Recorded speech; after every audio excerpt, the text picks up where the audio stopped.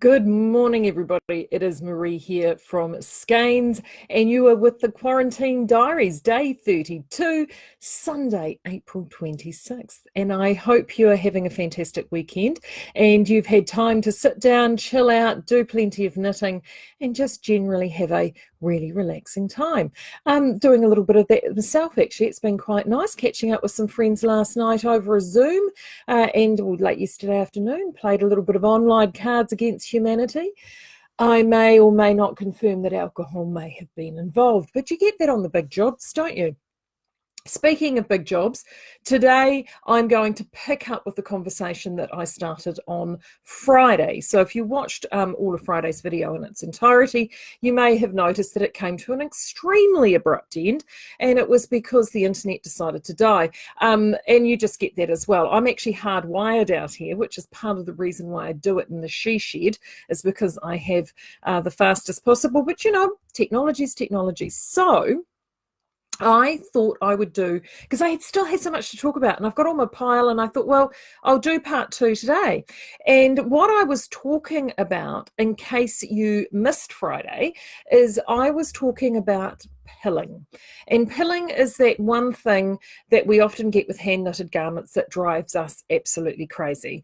And it all, the topic all started with a question I had in the Skeins inquiries about, oh, what is your softest yarn, and can I have one that doesn't pill? And that is basically a unicorn. It doesn't exist. And so what I covered off was that the main components for that actually affect pilling: fiber content, fiber type, fiber fineness, yarn construction, and gauge or garment construction. So these are all these, there's so many different elements that actually can go into whether something pills really badly or whether it does not. So I covered off fibers, and so primarily with a fiber, the finer the fiber is. So in terms of softness too, whenever you're talking softness, a fiber, regardless of whether it's silk or alpaca or mohair or wool, any kind of wool, the finer the fiber and the softer that fiber, generally they are more prone to pilling.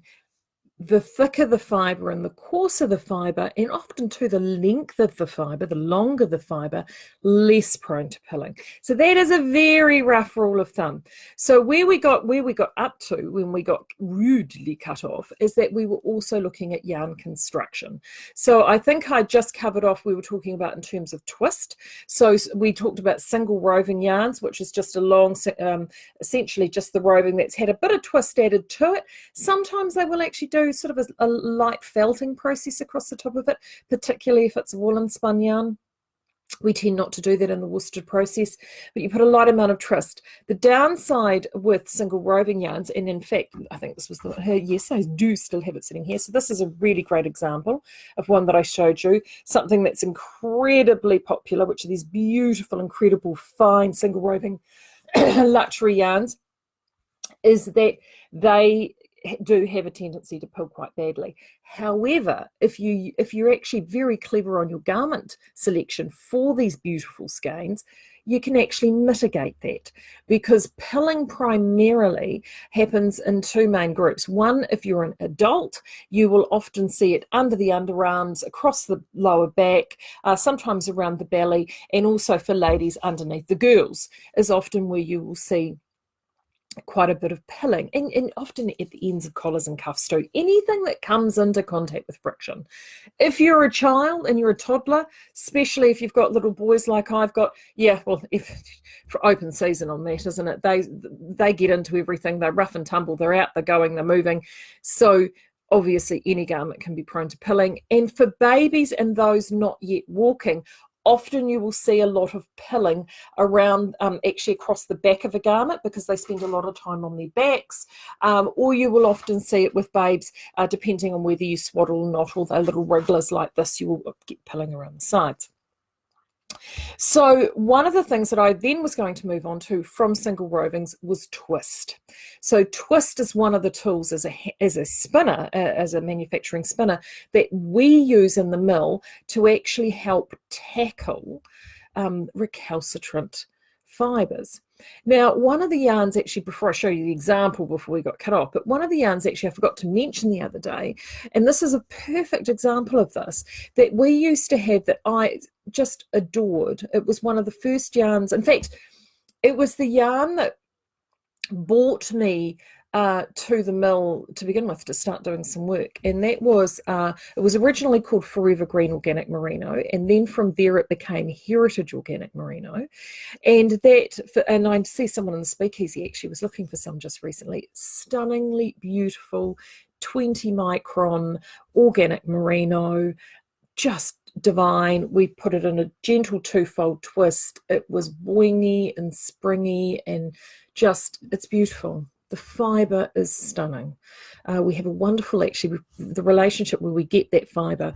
We buy it direct, and we use it actually in a number of yarns. The fiber is just beautiful, absolutely beautiful. And the yarn was beautiful. The downside with the yarn, particularly when made into adult-sized garments, we saw it a lot, is that it loved to pill. Because that merino was so fine, and we had it in this beautiful, gentle, soft twist, so we could give you this beautifully wonderful, airy, lush yarn. The downside was its wearability. And it was the one piece of feedback that we got with that yarn all the time. So from a product development point of view, that's where I take your feedback and go, okay, well, how do we make this better? As a mill, as a retailer, how do we make this better for you guys? And we just adored the yarn. We really did adore the yarn. We thought the concept of having a baby yarn that in a merino that was incredibly soft, and not necessarily even for babies, but that's primarily what people were buying it for. But it was also untreated. So the fiber, it's an organic fiber, so it hadn't gone through any nasty chemical processes. It was all beautifully untreated. It was just the most pure thing that you could get next to the skin. But how do we make it more wearable, more practical, more, without losing all those incredible qualities? And the way around that, from our perspective, was to blend it back with something equally as amazing, but then had a longer staple on it to actually help lock it in, but still carried a lot of those incredible properties. So in this case, it was Polwarth, and the Polwarth that we sourced it from was from an ethically sustainable farm. So we aren't able to source any biodynamic organic Polwarth in New Zealand, but this is the closest thing that we've got to it. So the Polwarth, and I mean, if you've heard me wax lyrical about Polwarth before, and I know that Tom from Tandy is obviously the doyen of Polwarth, it is just the super fibre. When it comes to wool, Polwarth is, I think, the closest thing to perfection. It's amazing. It just does. It's got this wonderful long staple. It helps all other fibers, I think, it's behave better. And we added that back, blended that back with the organic merino. And then instead of having a very light, gentle twofold twist, we then created finer singles, 3 finer singles, in fact. And then we put an extra higher angle of twist on it. And what that then did is it helped lock those fibers in. The Polwarth did its job and said, come on, merino, come over here. We're going to get cozy. We're going to, mix and mingle. We're going to get our twist on. Let's do the tango. Hold ourselves together. You still get all that beautiful, lush softness, but it's a little bit more tightly locked down.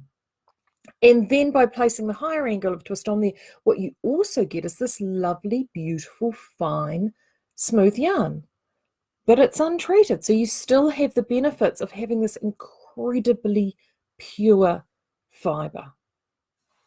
And that is what we call legacy. So this is the only ball I happen to have a ball at home, and this is it here. And so that's how legacy came about. So legacy is essentially a yarn that has been improved upon from feedback from you guys to make an even better yarn. And as you can see there we go, it's in focus. It's incredibly fine, very, very smooth. All the samples and garments that have been made from this so far are just beautiful fabric. Is this completely pill-free? Of course it's not. I mean, it's still made with that incredibly fine 20 micron merino. I mean, you will get some escapage. But will this pill as badly as the old Heritage Organic and Merino? No way. It will be so, so much better. So that just shows you how one of the ways that we've tackled this is by applying some extra twist to the yarn and how important that is.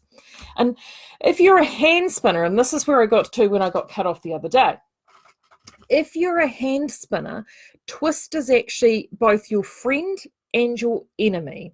And when you're spinning by hand, the last thing you want to do is have that twist escape on you. So when you're spinning, you'll have one hand for drafting your fiber, another hand kind of acts like a brake, and it helps control where that twist goes. Well, that's the method I've been taught. And for me, because I personally have a preference for more highly spun yarns as opposed to softly spun, that's a preference thing. I understand the logic for both. Like for very, very fine lace hand spinning, often the twist on that is very, very soft, very gentle, particularly if you're looking at doing something like a wedding ring shawl. You can't have a really, really high angle of twist in there because you're densely compacting fibers in. You need those fibers to be very, very wafer thin and gently spun to be done. But for me personally, when I hand spin, any of the fibre or the yarn that I produce from my hand spinning process, I then generally knit up into garments either for myself or to give away. So for me, I look at the practicalities. I actually want a garment that's going to wear. I want a garment that's going to stand up to whatever rigours of whatever it is that I'm going to make. And then I actually look at the fibre content of what it is that I've done. So I've worn on here before a black and sort of orange and pinky Niada scarf, scarf. I wear them as a scarf. Now that is hand spun, 50% merino, 50% silk. Now I definitely made sure that that was knitted into a shawl because as a garment, I just knew that because it was such beautiful, luscious fine merino and silk that, you know, it would have some issues with wearing. However, I have knitted full garments, and this is one of them. So this is where I got chopped off the other day. So this is, I think I wore this the other day. This is a Summer Carnival by Georgie Nicholson with, of course, busky modifications because it wouldn't be me without making the modifications.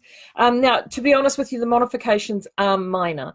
In the pattern, she had sort of a lace panel, which I can't quite remember where the lace panel was. I think the lace panel was either here or, yeah, I think it was here or over the side here. But she had this really cute little panel of lace that looks like a variant of that sort of lace there, but just in a, I think it is a variant, a block of that lace, but just a small little sort of like 1, 2, 3 kind of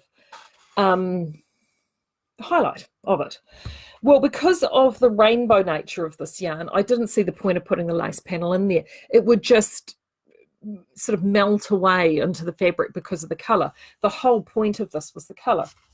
Now, the rainbow yarn that I've created was actually made from the rovings from Terabyte, which was a yarn that we did about 2 or 3 years ago, single roving merino that we created by we were playing around with a long print method of dyeing using our printing machine. This is what we do. No, it's not we. This is what Ian Kelly does. Ian Kelly loves to tinker. And so he had this idea. And so we played around with it. And so we'd long printed stock printed these slivers. Usually we dye finished yarn. So this for us was a different way to our process. And then we spun that into Terabyte. I had some of that fibre left over. In fact, I've actually even still got some. And I hand spun it. Now, that was from memory, 24 micron shrink treated merino. So by shrink treated, I mean that the fibre itself had gone through a process in order to smooth down all those scales across the top of the fibre, so then it can go into the washing machine and not grip onto each other when agitated and felt, because that's what felting is. So you have this beautiful slinky merino, which is a real dream to spin because it just flies through the wheel. It's very, very easy. And then you actually get this really wonderful practical yarn afterwards. So I spun that, but I did put a higher angle of twist on it. I wanted then to have a contrast colour to go on my my cardigan. And as you can see, I've got that beautiful soft grey. And what we also had going through the mill at the time was we had Biffs, and this is the advantage you have when you're me, is that I jumped and I was able to get a small amount of Clifton Stone silver lining before that went through the milling process, just enough to hand spin up a couple of small hanks to finish this. Now that is 18 micron merino, rare breed, mostly Arapara, a few other little bits and pieces in there. And so that's much fine, a little bit finer again. Now I both hand spun these to pretty much the same weight and they were identical, but I hope you can see, because I haven't actually depilled this for a while. So, but you can see, if I can get it in the camera into an angle, the really interesting thing about this yarn is whenever I go to wear it, I can have essentially this looking all nice and smooth. There we go. But then if you look down there on the collar and the cuff, and if I put, there you go, you can see it if I do that. See that? So this was depilled at the same time. I've probably depilled this 2 or 3 times in its life. I generally, funnily enough, this is the time of year that I'll often do a lot of depilling. I'll pull everything out because we're heading into our winter season.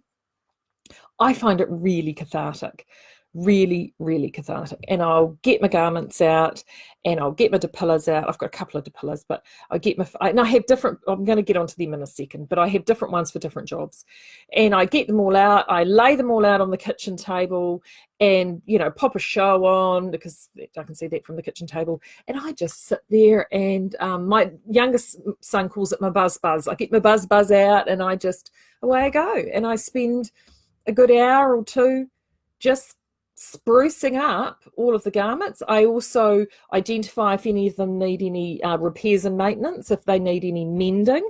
The grey one I had on the other day, I'm forever mending that sucker because I used a threadway scent to actually knit it, so the yarn itself wasn't, and some of it wasn't in pristine condition, but I don't care because it's amazing and it's beautiful and I love it and I thrash it. So I just go through and I do some mending on them. So I identify that. I'm going to actually demonstrate some of these depillers before, and when I went to check it, I realized that on this sweater I'm going to do that to show you on that, there's a whopping great big coffee stain on the sleeve. So once that's had a depill, or in fact possibly even before I do the entire garment, that will be getting soaked and washed. And it's also when I decide whether or not they need to be laundered. I'm going to talk about garment maintenance in another podcast, but yeah, I just do it generally once a year.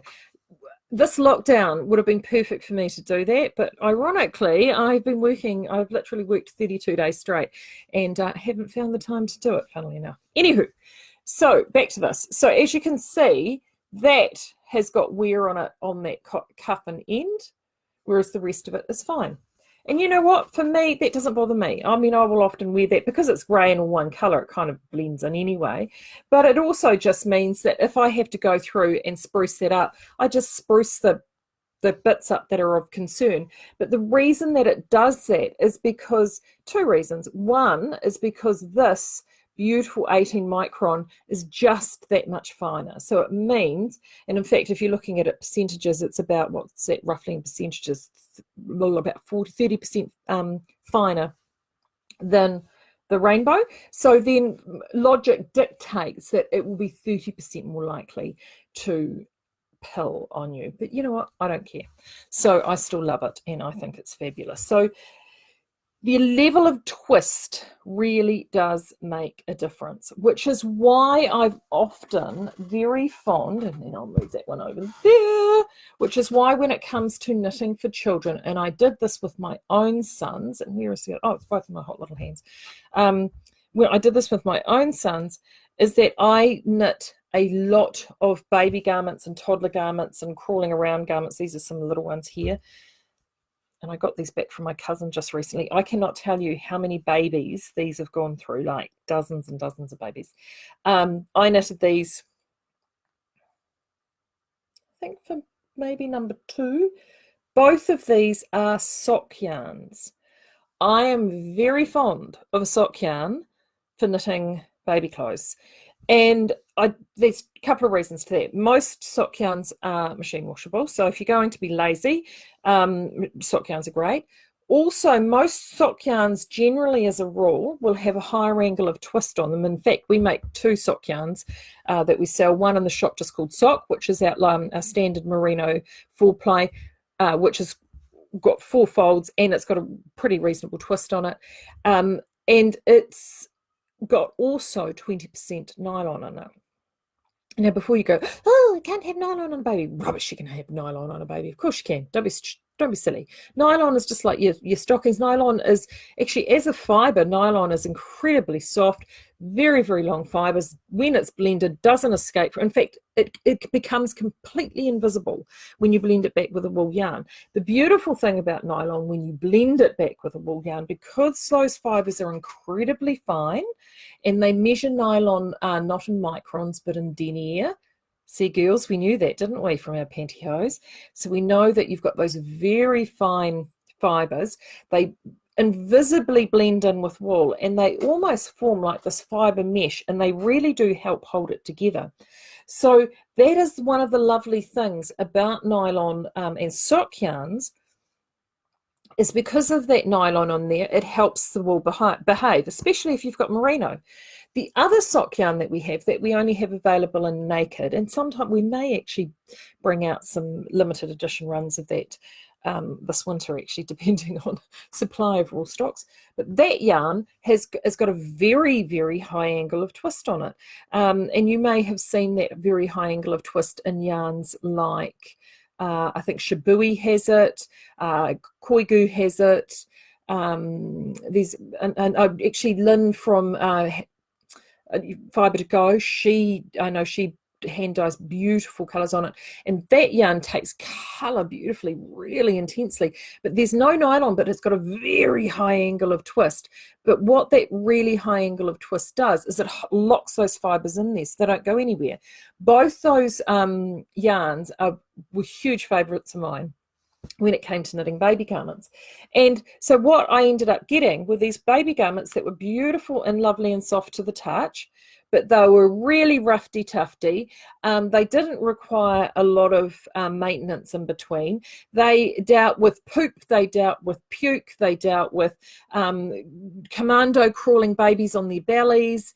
They just coped with anything, and all they required at the end was just a gentle wash. And like this one's just come back from my cousin, it's just a little pop over, and this one, it's been washed beautifully. It will just literally need, I'm just looking at it now going, yep, it'll need a slight little spruce up with a D-pill, and then these will be gifted, passed forward back to someone else in my circle that needs some baby gear. So things like that, it just shows you, it's yarn selection. Sometimes you think outside of the box to actually get you something that will perform really well. So that's in terms of twist. You add that extra twist on there. But sometimes you just want to knit a garment in a yarn because you love it, and you damn the torpedoes, you just like it, you love it, you don't care, and you just adore it. And I've got, look, to be fair, that's most of my wardrobe. And one of those yarns is this one here. And I actually talked about this. In fact, no, I'm going to show you this other one first before I get onto this, because this one here is the classic example of that. So this, and I've done it again. I forgot to turn that speaker off. Let's do that. I hope I'm making sense so far. I do tend to ramble on this topic, I'm afraid. It's one that I feel really passionate about. And, Annie's making quiche. Yum. It's something that I am really, really passionate about. And I talk to people ad nauseum about it. And it is just one of those things that you don't often think about, and actually it's a theme I have realized across these quarantine diaries that I've had both with Libby and with Ethan. How often have you heard us talk about just taking a little bit of thought about yarn selection, pattern selection, swatching, how you're going to possibly make something? There are, and Ethan, I think, said it yesterday, an ounce of prevention is worth a pound of cure. And you just, there are actually a number of little things that you can think about, that if you actually sort of think about it for a bit, or you have a yarn in your stash that you just are itching to knit, like this being a prime example, but then thinking, maybe that thing that I initially bought this for, actually, is that yarn really suited to that project, or could I select something which would be more suited?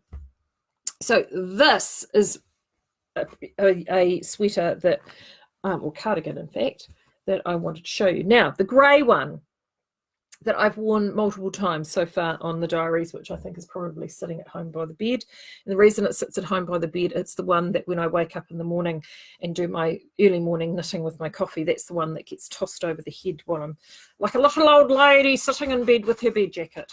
But this is the actual pattern that cardigan is modified from. I've spoken about it several times. So this is it actually written. So there it is there. Just hold it back. There we go. Oop. I don't have a lot of room here, as you can see. The she shed's tiny. Right, so there you go. So this is called My Favourite by Georgie Nicholson. And it's got a lace, I mean, you know, the little lace. Remember I was talking about the lace detailing around the yoke? Let's do the back of it so you can see nice and easily. There you go. So in my grey version, I omitted, obviously, those two lots of triangular lace panellings, and obviously omitted the lace around the cuff. I also knitted mine in a 4-ply, whereas it's actually written for a DK. You will be surprised to learn that this one has been knitted with no modifications whatsoever. I actually wrote it to pattern. The only mistake I made with this is I actually made it one size too big. Didn't follow my own advice. But actually, to be honest, it doesn't really matter. It's one that it's, as you can see, it's a very me colour. I adore it. And what I wear this with, the fact that it's oversized doesn't actually matter a jot. So, and I wear it generally done up most of the time. And look, I have to show you these because I just adore them. Are these not the most amazing, crazy? They're metal vintage buttons. Aren't they fabulous? And I got those. I bought I'm going off on a tangent, but I can't help myself because I love these buttons. I bought those. There's an op shop down the road from us, and literally about 100 meters down the road from my house here, a church op shop, cutest little church op shop. And I went in there. I love going to find little treasures in there. And in fact, that's my favourite button location. And they quite often will take, if they get garments or anything through that aren't really salvageable for sale, they'll go through and salvage the buttons and sell the buttons up individually. And I often pick up a lot of my shell buttons there because I just find, I really love plain shell buttons. Also, sometimes they'll do coconut buttons, but just all toggles. I've picked up little wooden toggles here. So anything that can't be sold as a complete garment, they'll recycle the buttons. Well, I went in there and there was this double-breasted, tiny wee, I mean, it was a size 8. It was the tiniest little 1980s, or even early 80s, late 70s even, double-breasted, cropped jacket. It was obviously part of a 2-piece suit. I mean, complete with power shoulder pads. She was a pearler. Never going to fit me in a month of Sundays, but it had in the double breasting the most wonderful buttons. And the jacket itself was only not even $5 actually. I think it was $2. It was something ridiculously priced anyway. So I repurposed said jacket simply for its buttons. Yeah, it went to a good cause. Anywho, where was I? Oh yes, this yarn, those yarns, the Storm the Torpedoes yarns. This yarn is a yarn that we manufactured many years ago. We've never sold it in skeins. It's one that we did for a New Zealand client. In fact, some of you may even still have some of this lurking around in your stashes. This was Naturally Me. It was 80% merino, and it was very fine merino. Looking back, I think it was something like 18 or 20 micron merino with 20% cashmere. it was spun to the twist on twist construction, similar to the one that I showed you the other day, same as our orb. Okay, and we did it. I think they only ran it as a range for maybe 1 or 2 years, and I ended up with when I was starting to when they actually, I think when they discontinued it, I ended up picking up some. I think in the last run, or the only run it may have gone through the mill, and remnants back before I worked there, which was the in black, and the black Niada that I wear all the time is that yarn. So I think I picked up 4 balls and remnants, and that was that. And then there was this, which I purchased, I think, from another yarn retailer. It may have even been in a Knit World sale when they were clearing it out. And because I had the black and I knew how fabulous it was, I have to have that. And even discounted, it was still pretty pricey. But it is genuinely the most beautiful yarn. Like, it is so amazing. I so desperately want to remake this yarn for us, but the cost of both the merino and the cashmere is insane, like insane. So even Skeins priced, it will be crazy expensive. So not the time for that sort of yarn, but it is going to happen. If I get my way, it'll happen. But I adore this. Adore it. It's a joy to wear. It makes me feel good. It just feels, it's wonderful. I love it. I love it. The downside is the sleeves, as I find where I get nailed with this particular one. See that?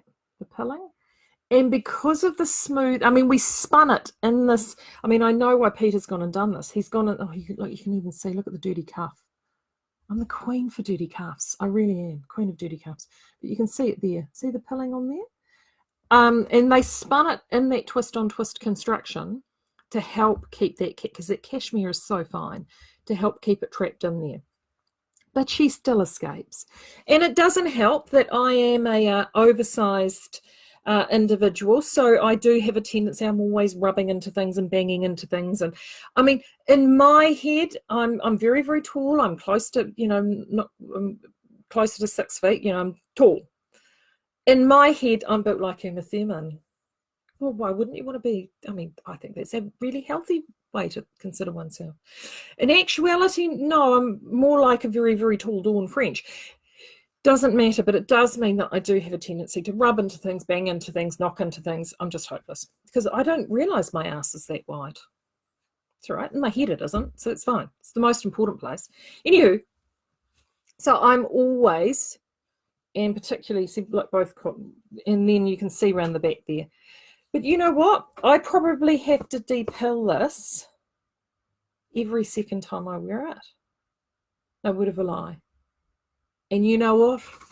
I do it gladly because I love it so much. I love it so, so much. Absolutely adore it. And that's where, if you do, oh, I had that yarn, it pilled. Like, if pilling really does drive you crazy, go to a more rustic yarn. Go to something like a Southlander. Go to something like a vintage. That if that's something that really is going to knock your knickers, you need to be looking at more homely, earthy, rustic yarns, because they're not going to do that to you. But I tell you what, they're not going to feel like this. There's no way on earth they're going to feel like this. So those are the trade-offs that you have to make. I do it gladly because I just adore it. So now I'm going to show you how I tackle my depilling. I mentioned before on the last video about sweater stone. I know a lot of you like the sweater stones. Oh, God, dry. Hold on. I need a cup of tea. New cup today. I don't think you guys have seen this one. This is another one from Marie's Profanity collection. Thank you, Letitia. Okay, this is my cousin. She buys me these incredibly, incredibly appropriate gifts for me because she knows, I mean, when you had known someone your entire life and they know you oh so well, she always buys me the perfect gift. Right, let's get a cup of tea today because I've already had 2 very large coffees. Where was I at? Oh, right, depilling. So I talked about the sweater stone the other day. So sweater stone, And unfortunately, I can't show you mine because it's held hostage at the shop. A sweater stone, kind of, you know, the blocks that you use that you get from the hardware store to put your sandpaper on to sand something. If you've done DIY, you know what I'm talking about. Well, a sweater stone looks exactly like that, but it's made from a man-made sort of pumice material that's quite coarse. And literally, you just scuff that stone across, and you're going to love this one when you see this one. I've been saving this one up for this talk, I have to say, because I did some deep pulling actually the other day, and I went to go and get this one out, and I thought, no, actually, I'll save that one when I go to do a deep pulling talk, because she's a cracker. Look at that. Oh! And look, you can even see, I think I was talking about, oh no, it's the stainings on that side. I must have spilled coffee, I think, on this. Anyway, look at that. Oh, look at that. Look at that, lad. Eh? Now, a sweater stone and this are perfect. I find sweater stones work really well on yarns that aren't treated. They work really well on yarns like this. And this is Heritage Alpaca Merino, which is that same beautiful organic merino I talked about before. With some nice alpaca, 50-50 blend. But because that merino is beautiful, but she, you know, there you go, she's a problem child. But look at those big sluffy pills. A sweater stone, you just literally lightly brush it across the top, and all of these sort of pick themselves up, and you just slough them across the top, and they just come away. They're really easy. It's almost like little mini claws. It works well on yarns like this that aren't treated because they're yarns that already have a soft halo anyway. So when you're sloughing things across with the top of the sweater stone, you are actually lightly brushing the top of that fabric. So what happens is you get rid of all these nasty little pills, but it's almost, you know, you get this light halo effect brushed on your yarn. So it works wonderfully on yarns like this. The other yarn I find that sweater stones work really, really, really well on are possum yarns, particularly worsted spun possum yarns. So if you've got any Bohemia Sport or worsted there, and you've had a little bit of pilling on that, or we've done Moody Hues. Our Moody Hues is a really good example. Not so much the Sockmatician because there's higher twist in there, but our first in Moody Hues yarns that we did, you knit it, you get this beautiful bloom, but you will get some nice sort of fat pills. A sweater stone will work really well because it'll gently help slough and gather together those fat pills, but it then lifts out and refluffs back up those shorter fibers underneath. And actually, to be honest with you, I haven't tried the sweater stone on this one. I probably should. This one is one I showed you, remember, the other day. This is an Angora yarn, a very high percentage Angora yarn. Well, I didn't know about sweater stones. I mean, I knitted this. This is almost 14 years old, this garment. So, but as you can see, I've depulled it, and a lot of that Angora has disappeared because it's been, and in fact, I initially shaved this with just a razor. Because it's, I mean, I didn't have a depuller, that's how I got rid of it. But as you can see, I've lost a lot of the Angora. Now, if I had a sweater stone when I did this, I could actually take the sweater stone to this, and it would actually keep some of that Angora there and bring it back out to the surface so it doesn't get lost. So that's what I think sweater stones work beautifully on. They're really, really good at looking after those sort of yarns. They're great on things like when you do get a little bit of pilling in something like Southland or Perrindale or Vintage. This is a personal preference thing. I know some of you who are sweater stone owners may disagree with this. I personally like to use sweater stones on untreated fibers. That's just a me thing. I know some of you use it for everything and love it, but for me personally, I find using them on untreated fibers is the best. So now, unfortunately, we don't sell them, but they are pretty readily available at a number of retailers around. Sorry, I'm just checking your questions. Someone answered the green cardigan question. Yes, Lizzie by Georgie Nicholson. Right. Roxandra has asked, would you recommend Pearl DK for a jumper or shawl rubber? Pearl DK, both. Pearl DK is actually one that I would happily knit into a jumper. It is the same construction. It's that twist on twist construction, and it is recycled fibers. It is a bit of a kitchen sink in there, but there is a reasonable silk percentage in there. I love it. I actually have a sweater lot of that put aside and stash. I've got plans to make a sweater in that. So I wouldn't have any qualms about doing a larger garment in that. I would do it. No qualms. No qualms whatsoever. How would vintage be for the my favourite cardigan, asks Heather. Perfect is the answer to that, Heather. In fact, I think vintage is perfect for any cardigan. Vintage is a yarn that it was the very first yarn that I worked on from a new product development perspective all by myself. So I do have a soft spot for vintage. Oh, there's my dog. But no, perfect, absolutely perfect. And Prudence has asked, was pilling the reason Texas was discontinued? You love that yarn. Partially, Prudence. Primarily, though, with it is it had sort of run its course, and we at that particular time we were actually having some trouble sourcing raw materials. So, and yarns are funny. They go sort of in and out in waves of fashion.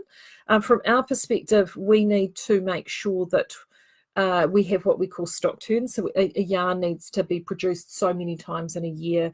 And if it doesn't get produced in a batch lot so many times in a year, then we sit down and go, well, why is that? Is it price? Is it specifics? Or have people just fallen out of love with it? And Texas was one of those ones that the range was created because we had somebody who'd had it made as a contract yarn and then didn't fulfill the contract, and in fact didn't, after we produced it and done it, stumped up and said, oh, actually I don't have the money to pay for that anymore. Believe me, that happens more than you might expect. And so we branded it as Texas, and we sold it in our store. And it was around, for 5 or 6 years. Now, does that mean that it may never come back? Absolutely not. I'm the queen of bringing stuff back. But yes, it's cycled run, but wouldn't surprise me if it comes back in the near future. Right. Yes, Bev said vintage pearls. Yes, they do have the sweater stones, so you can get those there. Can I have a little comment on Chatswood? Comment from me or comment from you? Chatswood is lovely. Chatswood is a recycled yarn. It is a soft two-fold twist. And also to a couple of the colours, because it is a recycled blend, not all the blend isn't the same across all the shades. Peak District and Dartmoor are both different, separate contents of their own because they've been blended separately. The other colours are all pretty much the same. With Chatswood will be a middle of the road one. I mean, we've made it nice and lush with a really soft twist because we wanted this really lovely, beautiful, squishy yarn and bounce, because there's lots of really lovely bouncy stuff in there. Will she have a tendency to possibly pill a little bit more readily than, say, a Perrindale and Southlander? The short answer to that is yes, but it will be very, very easily treated because in those coarser yarns that aren't as fine as the cashmere that I just showed you, they're very, very easy to debell and treat, which is bringing us back to my little pink friend here. Right, so what I thought I would do is talk about, so I've discussed sweater stones that I quite like. Here is, can you hear my dogs? Someone must be we don't live down a right-of-way. So I'm picking that somebody is coming down the right-of-way, which is wonderful. And I haven't let them in this morning, so that's why they'll be all excited. So there you go. Very pilly there. So sweater stones are great. I use those. But my number one favourite depiller, my number one favourite depiller is just called the Fabric Shaver, which we have at Skeins that we've sold. Currently out of stock of them. We buy them in from the distributor in Australia, so we haven't got any at the minute. It is basically a wide version of the one that I'm going to show you. It's plugged in, so good power. You get replacement blades, but it's exactly the same concept of what I'm going to show you. It's what we use at work. We use it to freshen up and depill all our sample garments. So we've got one there.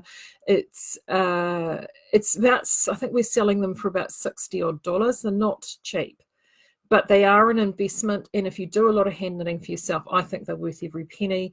And so hopefully once everything reopens and stuff, we'll get some more of those back in.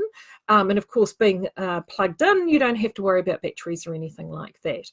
But if you can't get hold of one of those, the one that you can get hold of, and I've owned multiples of these, and this may look familiar, This is, I think they just call it the lint shaver or fabric shaver. This is from Briscoe's,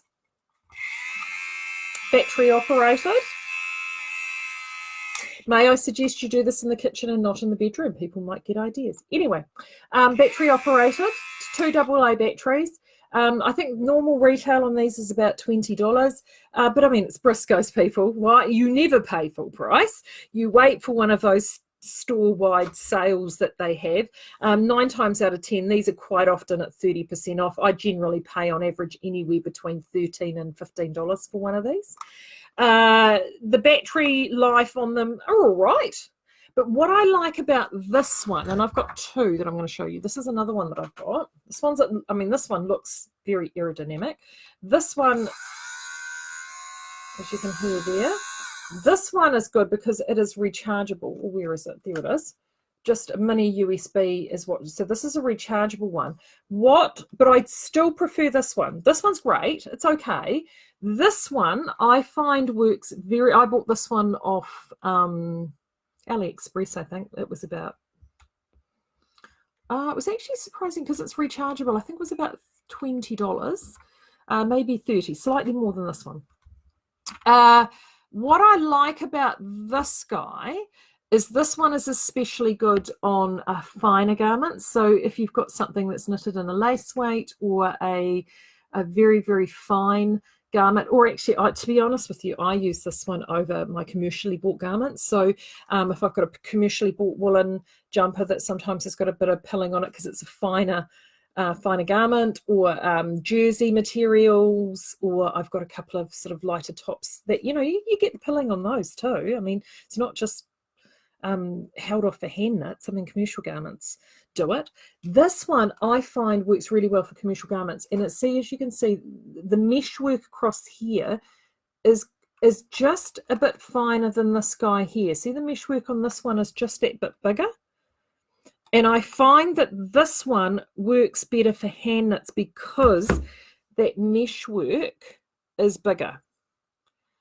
And it's because the pills on hand knitted garments tend to be bigger than a pill on a commercially purchased garment. So I'm going to just show you how this works quickly, just if you want to get one, because I mean the Briscoes is now, I mean you'll be able to order from the Briscoes very soon. And they do well. When I checked the other day, they had them on sale. So I'm just going to show you here. So literally I just run them through. Now, so as you can see, I'm not applying a huge amount of pressure on this. You don't want to. And often with those bigger ones, I'll just pluck them off. Ooh.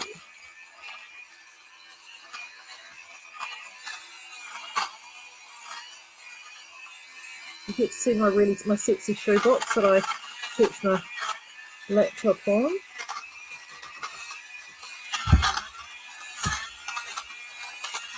Not the best camera work in the world. I'm not destined for a job at TVNZ, I don't think. Oh, there, and that's a really great example. There you go. You do need to sometimes be careful. That's why with the bigger ones, see that one there, that got caught up in there, and that's because of the stain. But I will often slough those bigger ones off. Now, these depillers, you do, if you've got, I mean, with that cashmere one that I showed you, I'm very careful with that. If I've got really big pills, I will take them off separately. You do need to keep an eye on it. But for stuff like this, so there you go. Can you see what a difference that's made?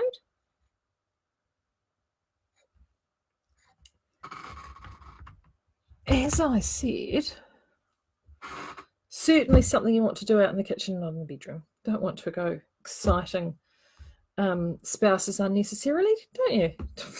Oh, not that I would know, but there you go. Look at that. Makes a huge difference. And you saw how simple that was to use. A set of batteries, I will go through, if I'm doing a deep depill, so this is particularly bad, I would normally not let the sweater get this bad.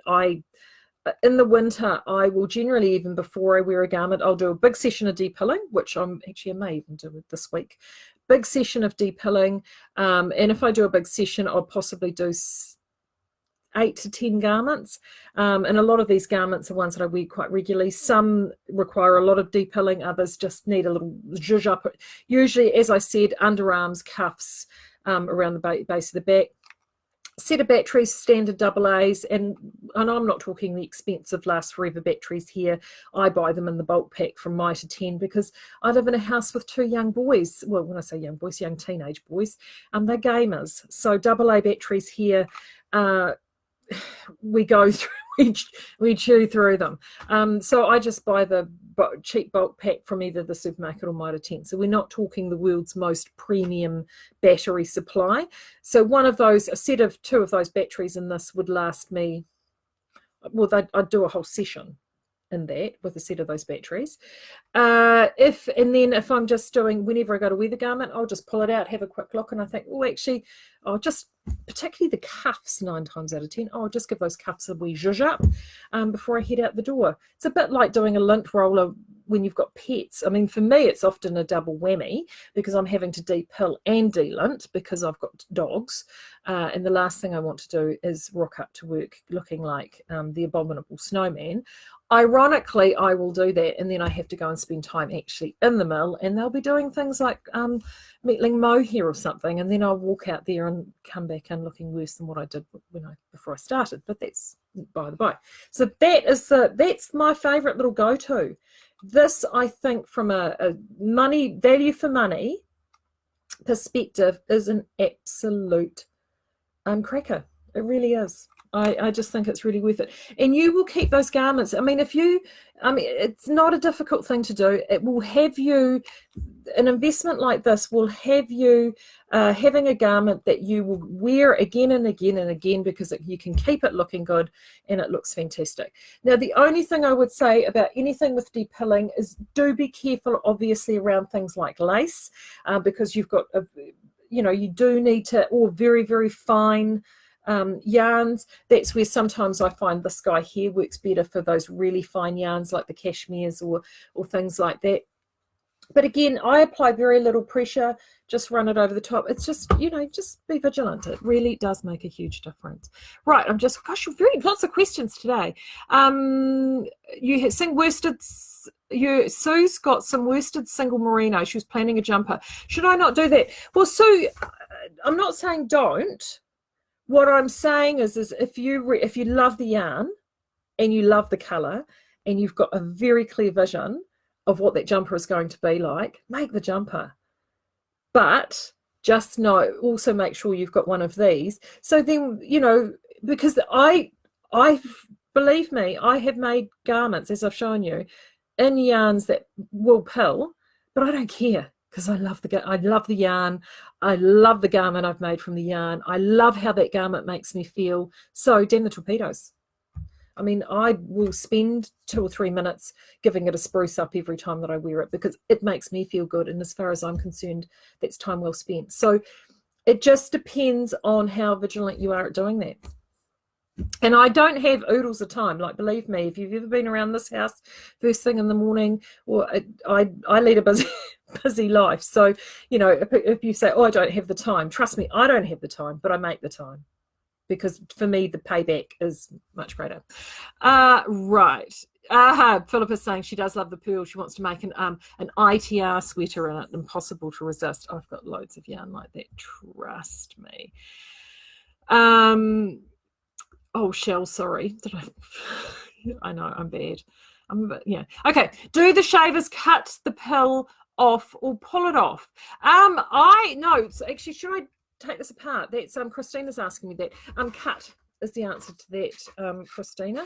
Now, I'll be honest with you. These they don't last forever. The fabric shaver we have at work actually comes with spare blades, so the blades will dull over a time. This, I can tell when the blades are starting to dull because it'll start pulling it as opposed to ease. Like when I run it over, that pill isn't getting sucked away as readily as it should. I would probably go through one of these every 2 years. I would replace this, and there we go. I've just taken that off, and as you can see, it's a blade. And I can tell you right now, these are razor sharp. So if you take it, and the only reason I know that is that I have actually had to clean. I've cut my fingers on these before. They are razor sharp, so they do actually cut them. These don't coat very well if you get dropped. The mechanics, the little motor in here.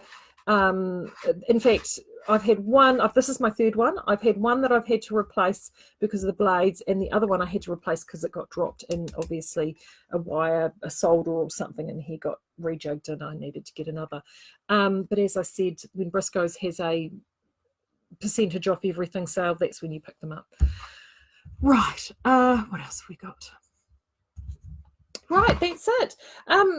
So really my rule of thumb for you is just be aware. Just be aware. So when you're going to do your next garment, just be aware of all those sorts of factors. If you're knitting a garment that you're going to give away to somebody else, so for example, toddlers, and I think kids are often when I get complaints back from people that come back to me and they say that yarn you sold me was awful and it's just pilling and it's just disgusting and I hate it or what have you. They do. Sometimes people are not very nice. And then I'll say, well, show me a photograph. Let me have a look and we'll see what we can do. And 9 times out of 10, they've gone and bought this incredibly beautiful soft yarn. And then they've made a vest or a cardigan for a 4-year-old. And they've gone and worn that, and the child adores it because it's beautiful and it's soft and the fabric is glorious and it makes them feel wonderful and it's soft to wear. And then they've gone and worn it to kindy and daycare and rough and tumbled, and then they've said to me, oh, you know, they've only worn it 3 or 4 times and it looks like this. Yep, that's right. It will look like that because they're preschoolers and you've put them in a 18 micron merino jumper because you wanted it soft, because that's what they would tolerate. So those are the sorts of things when it comes to thinking about what you're going to knit for and what you're going to knit out of it and who for.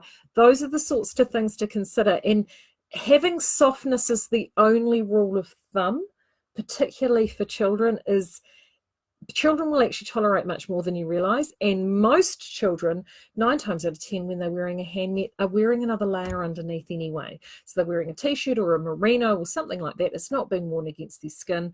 Not all kids will tolerate something as rustic as a Southlander, but almost all kids will tolerate something like a vintage or an urban deluxe, which are much, much smoother and have really, really good wear. So if you ever have questions about things like that, that's what our team are trained there for. That's what I'm here for. Don't be afraid to ask. And, you know, we'll tell you. I mean, anyone that's dealt with me over the years will know I'll be brutally honest about it. A really good example with that, actually, and I'll cover this off before we go because I know that I've nearly been at it for an hour. A really good example of this is, remember those really big, lush, thick, super chunky yarns? I mean, a few years ago, every second person that contacted us, they wanted to knit one of those blankets. Do you have this yarn? Do you have this yarn? We want to knit, you know. And they were very editorial and they looked beautiful and they were all in these magazines and they looked amazing. And we had our Texas yarn at that time. We also had Cape and Home, and so we would make yarns that were basically about as thick as your finger. That was about as far as we would go.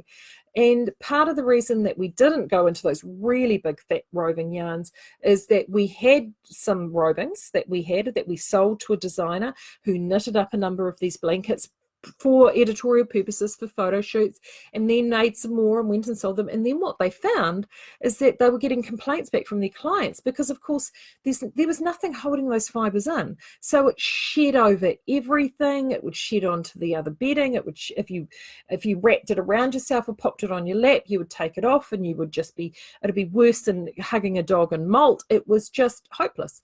So that's when it comes to those yarns. That's why Queen Bee, that's why we've only got Queen Bee at the minute. Queen Bee was great because Deborah was really aware of that, and we discussed it at length with those yarns. And she's gone and taken 2 yarns. She's actually put twist in them.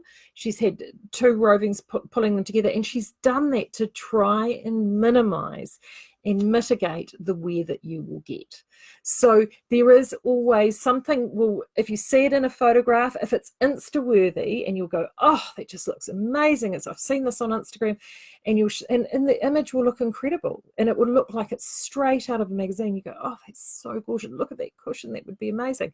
I can tell you right now, yeah, it looks amazing, and that's why they take a photo of it. It's like a cake or a cookbook. You know, you create it and you have it, and you're going, well, mine doesn't look necessarily, it looks like that to begin with, but it doesn't necessarily stay that way.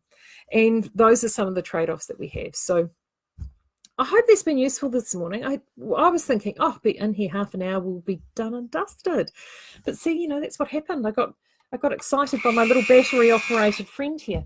So I hope you've really enjoyed that this morning. Tomorrow, if, fingers crossed, all goes according to plan, if it doesn't, I'll have to make up something else to do. But tomorrow, if all goes according to plan and I can talk him through it over the phone, we're going to have Peter here from the mill, Peter Chatterton, who is one of our founders, and he is just so knowledgeable about the history of the mill, the history of design spinning in this country, and our place within the whole fabric of what we do here in New Zealand. And I have been jonesing to get Peter on for weeks, and I think I'm going to achieve it tomorrow. So hopefully I'll see you then. 11 o'clock tomorrow, midday, time for me to go. Take care, and I will be back again then. Bye.